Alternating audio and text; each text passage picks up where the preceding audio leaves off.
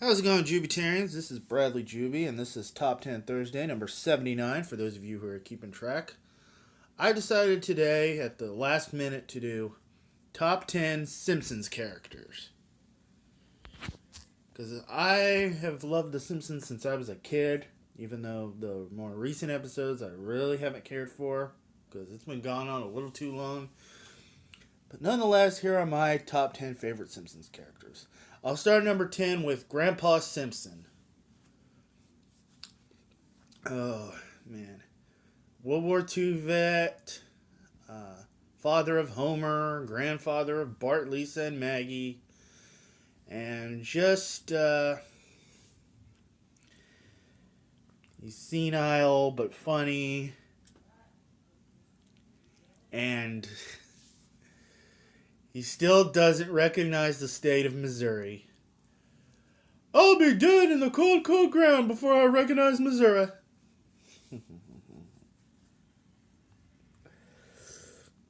Oh, Grandpa. We all have grandpas like that, probably. Number 9 is Mr. C. Montgomery Burns. Our archetypical evil capitalist who always plots to make money and destroy the environment and make life miserable for his employees, all while saying, "Excellent." He's always scheming up something. He always is.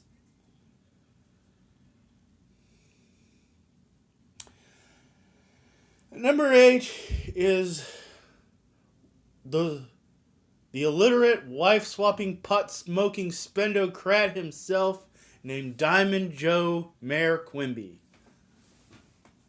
Hey, I'm no longer illiterate. A nice parody of JFK and the whole Kennedy family. But I said that because that was a Birch Barlow reference. If you don't know who Birch Barlow is, hit me up and I'll tell you about him. He's the Rush Limbaugh parody. But back to Mayor Quimby. He cheats on his wife. He's corrupt. But he's lovable. And sometimes he's incompetent, but what do you know? What you gonna do? Politicians are like that all the time. Not one bribe he won't take. And not one bimbo he won't sleep with. But I'd vote for him more than I'd vote for Sideshow Bob. Your guilty conscience may force you to vote Democratic, but deep down you secretly want a cold-hearted Republican who will lower taxes, brutalize criminals, and rule you like a king. Not really. Maybe. But anyway, Mayor Quimby is quite a character. And number 7 is, of course, one of my favorite TV clowns and one of my favorite Jewish characters, Krusty the Clown. Yes, old Krusty. Chain smoking, pork eating, washed up celebrity drama guy, but he's funny.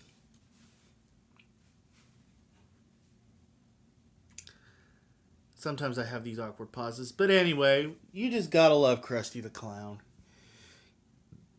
He's an entertainer.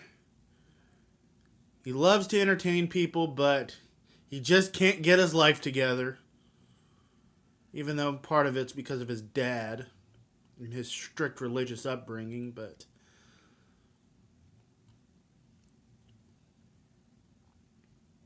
I love how he made Sideshow Bob's life a living hell. That's pretty funny. He's one clown I'm not afraid of.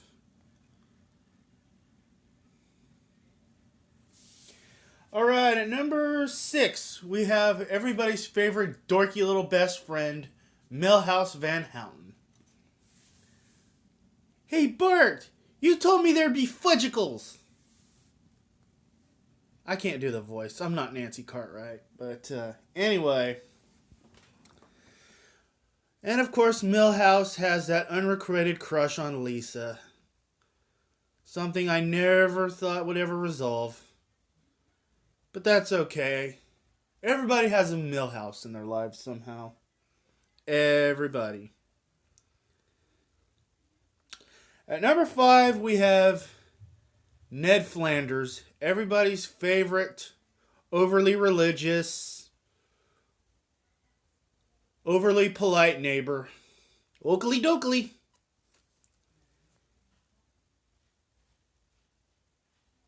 Although do think in one episode he reveals to have his own brewery. But at least he didn't fall for that whole movementarian crap. I'll give him that. But anyway, I think Ned Flanders is just a harmless character. Although he did have his anger moments. But, by the way, I think 2 nights ago, the band Oakley Dokley was in town. I didn't get to see their concert, but it's a metal band that all dresses up like Ned Flanders. I need to check them out. They seem pretty awesome. But, oh, Ned Flanders. You really know how to talk about God and be a silly guy. All right, at number 4, we have Lisa Simpson. Wise beyond her years, quite liberal, doesn't eat meat, but she can be a bit sanctimonious at times, but she's smart and wise beyond her years. That's what I like about Lisa. And of course, she definitely loves to play jazz music and play the saxophone. Or as Homer calls it, the saxophone, saxophone.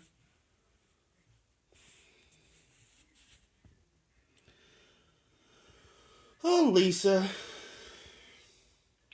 Sometimes Bart's foil, but other times Bart's partner in crime. I know Bart and Lisa fight sometimes, but other times they get along very good.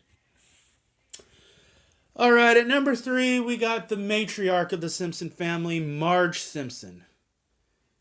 The always beautiful, beehived, well-meaning yet sometimes misguided mother of the family. Probably one of my favorite TV moms, but she knows how to stand her ground sometimes, but, well, being married to Homer, but she's faithful, she's loving.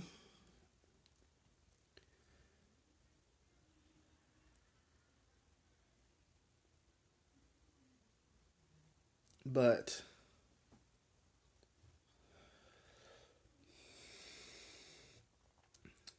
she's the kind of woman anybody would want to marry. Because, oh, I know. Sorry I'm awkward pausing. It's just taking a while for the coffee to kind of kick in.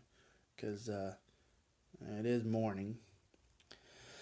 Number 2, we got our little hellion, hell-raising, skateboard, cola drinking,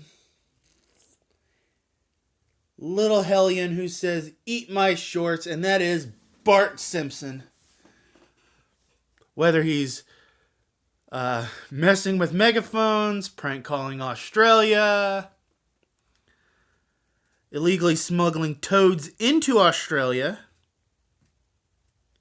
or frogs, whichever. Or just getting into all kinds of trouble. We all know that there's a little Bart Simpson in all of us, especially myself. And all the clashes he's had with Principal Skinner and Mrs. Krabappel and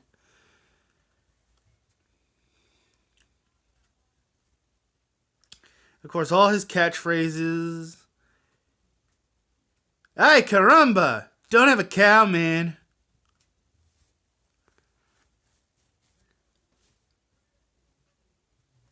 I can relate to Bart sometimes. Alright. This is going to be rare air for me, but I've got some honorable mentions like Principal Skinner, Bart's foil, Chief Wiggum, the long flabby arm of the law in Springfield, and his son Ralph Wiggum. Silly Ralph. And then there's Homer's best friend Barney Gumble. Homer's favorite bartender Mo Sizlak. And of course, the lovable yet politically incorrect Apu Nahasapima Pedalon. Thank you, come again. Although sometimes he can be quite a character. But anyway, let's get to number one. And that is, of course, the lovable but lazy and overweight Homer J. Simpson. Now, of course, Homer can be quite a handful. He drinks. He strangles his son without killing him. He half-butts his job most of the time.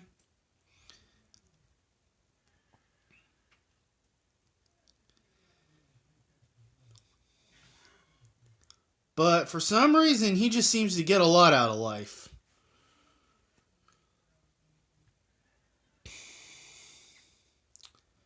He's got a nice family, a beautiful wife, and lobsters for dinner! I was referring to the episode where Frank Grimes called him out on all of that. But nonetheless, he seems to accomplish a lot in life. But nonetheless,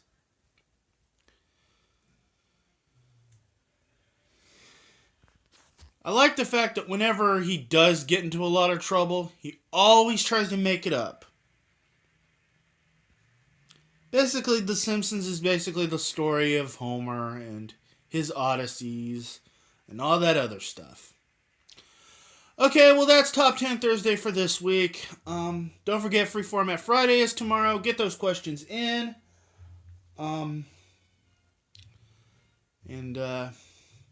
dokley. Well, anyway, this is Bradley Juby saying peace out and have a nice day. Stay warm. And thunder up. Beat Philly.